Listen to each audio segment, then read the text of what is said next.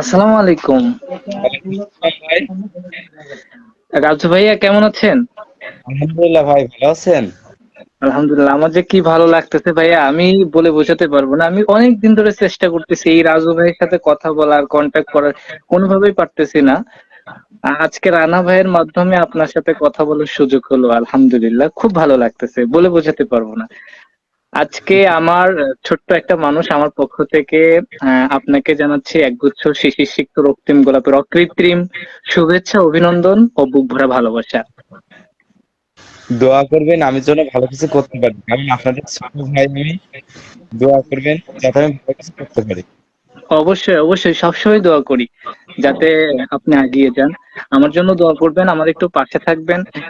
সহযোগিতা বলতে এই যে একটু সাপোর্ট করা, সাহস দেওয়া, এতটুকু করলেই এনো। অবশ্যই অবশ্যই অবশ্যই, ইনশাল্লাহ। ভাই, জি ভাইয়া।